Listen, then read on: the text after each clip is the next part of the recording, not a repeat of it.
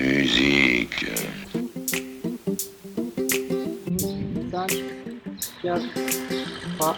Hey, salut, bienvenue dans C'est une autre histoire, la chaîne qui te parle d'histoire autrement. Ouais, je me suis pas trop cassée. Cette vidéo s'adresse à tous ceux qui sont passionnés d'histoire, mais aussi à tous ceux qui en ont rien à taper de l'histoire et qui peut-être, après cette vidéo, en auront quelque chose à taper. Et pour cette première vidéo, on va parler de mythologie. Le saviez-tu? Aujourd'hui, l'Antiquité, elle est partout autour de toi sans que tu t'en rendes compte. Je te donne un exemple. Nike, la marque de sport, ça vient du grec ancien Nike. Ouais, non, c'est pas ce que tu crois. Nike, ça veut dire victoire en grec ancien. Ça claque pour une marque de sport. L'Antiquité, ça claque. Ready?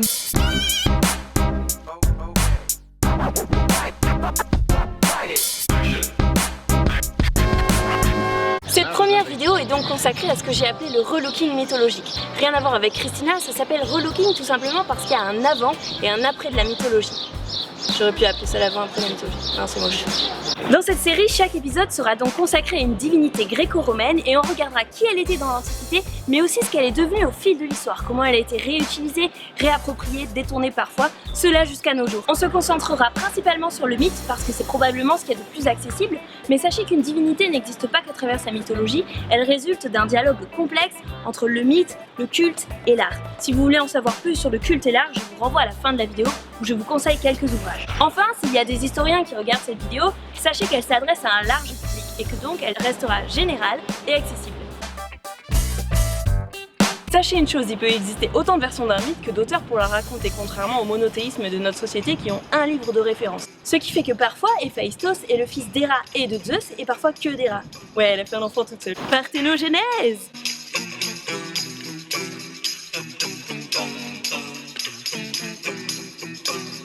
N'oubliez pas non plus que dans les monothéismes, le dieu unique, il est moralement bon, omniprésent et omnipotent.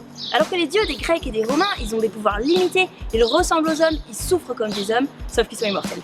En toute logique, j'ai décidé de consacrer ce premier épisode à Zeus, the king of the gods, parce que c'est moi qui décide. Donc le before after de Zeus, c'est maintenant. Pow!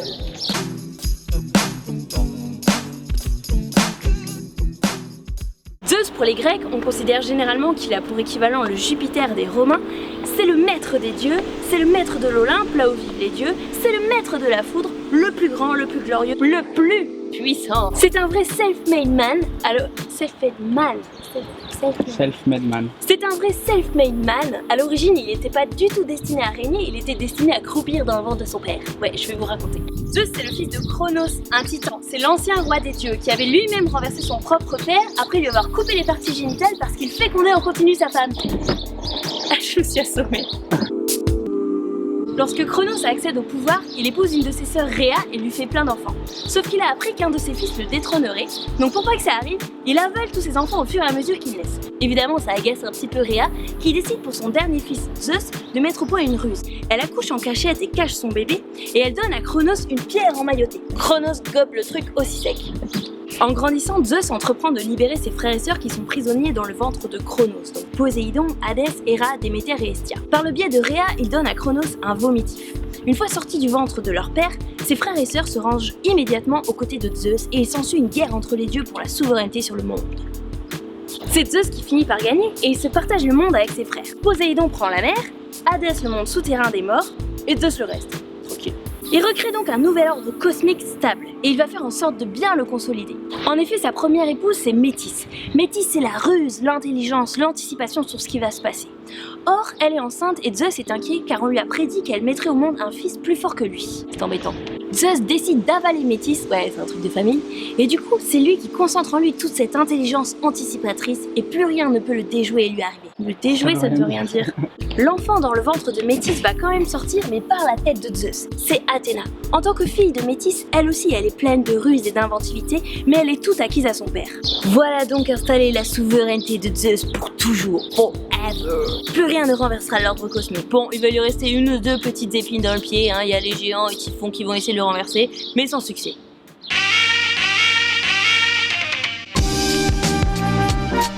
Pour représenter Zeus, les artistes antiques utilisent des codes précis pour le reconnaître. Ce sont des attributs, c'est-à-dire des éléments qui lui sont propres et qui permettent de l'identifier. Même si les représentations évoluent au fil du temps, bah oui, parce que l'Antiquité ça dure des siècles. Ses principaux attributs sont l'aigle, le foudre, oui le foudre, quand on parle de l'attribut, et la barbe généralement. Ah oui, il y a aussi l'égide. L'égide, c'est une sorte d'armure, bouclier en peau de chèvre avec des écailles, avec la tête de méduse au milieu et des franges en serpent qui permet à Zeus de contrôler la météo. Kémolox. Il manque un truc. Zeus, on l'appelle souvent le père des hommes et des dieux. Et pour cause, il a littéralement repeuplé le monde. Et d'ailleurs, la plupart de sa mythologie repose sur ces histoires de... Je vais vous raconter les plus croustillantes. La femme de Zeus, c'est sa sœur, Héra. C'est une déesse très jalouse et pour cause. En fait, Zeus a très peu d'enfants d'Héra, sa femme. Notamment, il y a Héphaïstos, suivant les versions, et Arès, le dieu de la guerre destructrice qui n'est clairement pas son fils préféré. L'enfant préféré de Zeus, c'est probablement Athéna, qui est née uniquement de son père, comme on l'a vu tout à l'heure.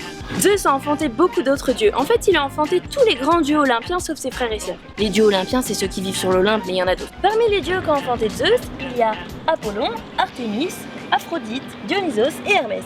Zeus a aussi trompé sa femme et sœur Héra avec son autre sœur Déméter qui lui a donné pour fille Perséphone qui a été elle-même enlevée et mariée de force avec son oncle Hadès. Zeus, je vous l'ai dit, une de ses caractéristiques c'est la métisse, cette intelligence de la ruse qui lui permet de tromper et d'arriver à ses fins. Et d'ailleurs, il va s'en servir largement pour séduire et ou violer tout un tas de gens. Par exemple, pour approcher Callisto, qui est une nymphe chasseresse qui accompagne généralement Artémis, la déesse de la chasse, Zeus se transforme justement en Artémis. Sauf que quand Callisto s'en rend compte, c'est trop tard, il la tient déjà dans ses bras et paf, elle tombe enceinte. Alors du coup, Callisto se fait jeter par Artémis puisqu'elle est souillée, Héra qui est super vénère la change en ours, ensuite après elle manque de se faire tuer par son propre fils qui chasse, mais pour consoler tout le monde, Zeus le transforme aussi en ours et les envoie tous les deux dans le ciel et ça fait la constellation de la grande ours et de la petite ours, le saviez-tu? Pour coucher avec Alcmène, Zeus se transforme en son mari Amphitryon, du coup elle s'en rend même pas compte et elle donne naissance à Héraclès. Bon après Héra s'est bien vengée puisqu'elle a fait en sorte de coller à Héraclès 12 travaux bien relous.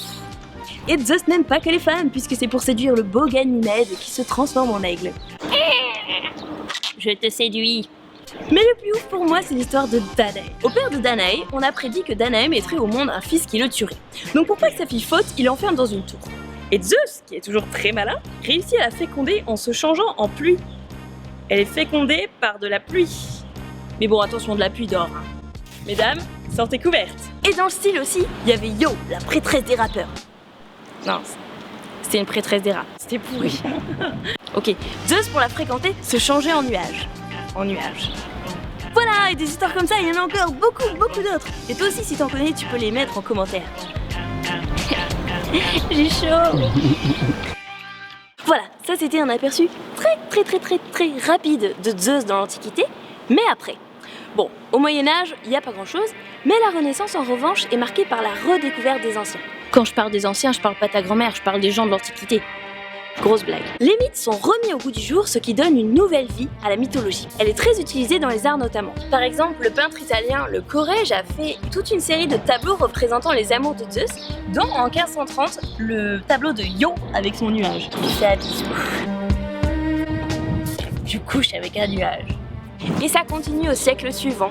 La mythologie est une source de divertissement pour les élites, et les amours de Zeus inspirent des pièces de théâtre, des opéras, etc. Comme par exemple la comédie lyrique Platée de Jean-Philippe Rameau qui date du XVIIIe siècle. Elle a été jouée en 1745 au mariage de Louis XV et elle continue de l'être aujourd'hui. L'histoire est juste horrible. En fait, c'est Jupiter qui décide de donner une leçon à Junon, donc la Héra des Romains, pour sa jalousie. Donc il fait semblant de courtiser une nymphe super moche, Platée, et il va jusqu'à organiser un faux mariage, et quand Junon déboule en furie au mariage, arrache le voile de la mariée, et ben en fait elle se rend compte qu'elle est super moche et tout le monde rit de mon cœur, sauf Platée. Moralité, si t'es moche, les dieux se rient de toi. J'aime bien aussi le tableau de James Barrie qui date des années 1790, qui représente Jupiter et Junon sur le mont Ida. C'est pas si souvent qu'on les voit réunis comme ça dans une passion amoureuse, ça redonne un peu de gloire à Junon.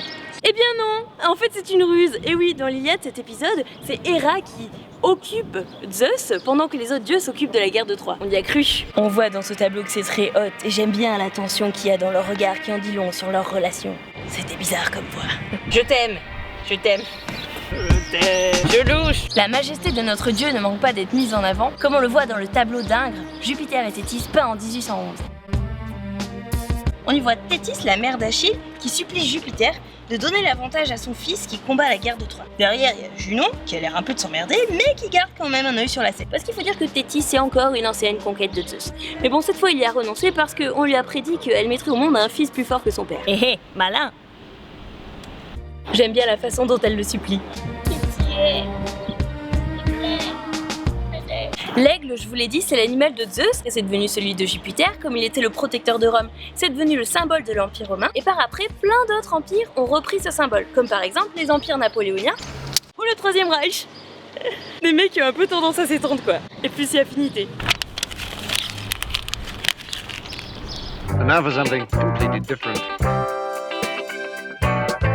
Et aujourd'hui, que fait-on de Zeus? La mythologie fascine toujours bien sûr, et elle alimente plein de domaines comme le cinéma. Bon, encore une fois, on peut pas parler de tout, et j'ai pris un exemple parmi la tonne que j'avais à disposition. Volontairement très commercial, parce que ça touche un large public et que ça en dit long sur plein de trucs. C'est Immortals, sorti en 2011 de Tarzan Singh. Un bon gros blockbuster américain où il y aurait beaucoup de choses à dire sur la vision de l'Antiquité, mais nous on va se concentrer sur Zeus. Donc non, je ne vous parlerai pas des notions chrétiennes plaquées sur le polythéisme, et je vous épargnerai un commentaire sur les très jolis casques avec lesquels ils ont affublé les autres dieux.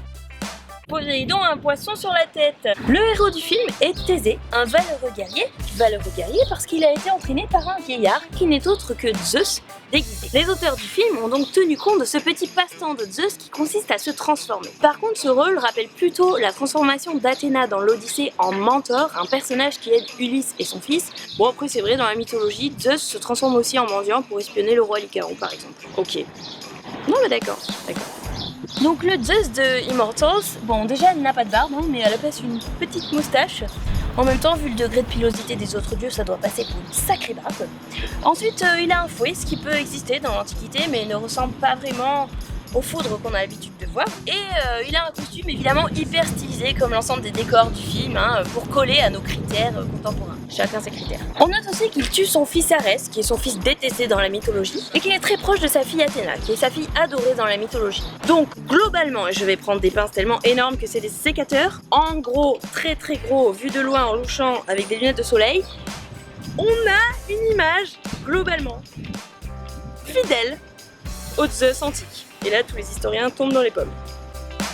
Bon après, l'esthétique du film et le reste du scénario est globalement assez what the fuck, mais c'est un film qui n'a absolument aucune prétention historique et qui se veut être un divertissement. Est-ce que c'est réussi?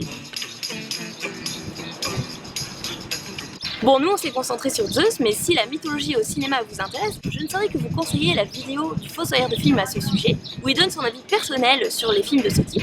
Vous avez le lien qui s'affiche ici. Moi perso, j'ai adoré. Ouh, we can fly. Et enfin, une des références les plus improbables que j'ai trouvées sur notre dieu, c'est Sailor Moon. Ben ouais, parce qu'en fait, il y a une Sailor Jupiter. Bon alors, je vous le dis tout de suite, et je vais me heurter au mépris d'une armée de syndromes de Peter Pan, mais je n'ai jamais regardé Sailor Moon. Ouais, en fait, j'avais pas le droit de regarder le Club Dorothée. Et après, je jouais avec des cailloux avant d'aller à la mine. Du coup, pour rattraper mes lacunes en Sailor Moon, j'avais pas trop envie de me taper les 200 épisodes. Du coup, qu'est-ce que j'ai fait? Je suis allée sur une source super infaillible de l'internet, Wikipédia. Ne faites jamais ça les enfants. Et que nous dit Wikipédia? Il nous dit Sailor Jupiter est avec Sailor Uranus, l'une des guerrières qui possède la plus grande force physique. Son costume est vert, etc. Ouais, ok. Sailor Jupiter maîtrise l'électricité et est la guerrière de la foudre et du courage. Ah mais voilà, la guerrière de la foudre. Le lien avec Jupiter est super évident. Bon, c'est vrai que là on peut parler d'un sacré relooking. D'ailleurs, Sailor Jupiter, c'est ça. C'est vraiment un dessin animé pour les enfants? Je sais pas, en même temps, je l'ai pas vu. J'ai tendance à beaucoup trop lever les bras très haut. Ah. Et voilà, c'est la fin de notre vidéo. Mais avant de se quitter, je vous lance un petit défi. Dans cette vidéo, j'ai caché un bouton qui conduit vers un lien secret avec des bonus. Saurez-vous le trouver? Ah oui, j'ai oublié. Et voilà, c'est pour faire des vues. Tu dis bonjour Calici? Ok. Si vous voulez aller un peu plus loin, je vous ai mis des livres qui sont tous à la portée du grand public et des non spécialistes. Sinon, si vous avez aimé, n'hésitez pas à liker, à partager, à nous suivre sur les réseaux sociaux aussi pour nous aider à lancer la chaîne très loin. Et puis, si vous avez des choses à dire sur Zeus que je n'ai pas dit, bien sûr, il y en a plein d'autres, n'hésitez pas à laisser un commentaire pour nous aider à nous améliorer aussi. On sera très preneurs. Moi, c'est Manon Bril, le type qui met l'ambiance, c'est ça. Et le mec derrière la caméra, c'est Bart. Dans un prochain relooking, on parlera de la grande déesse de la guerre et de la sagesse. Mais ça, c'est une autre histoire, je mange mes cheveux.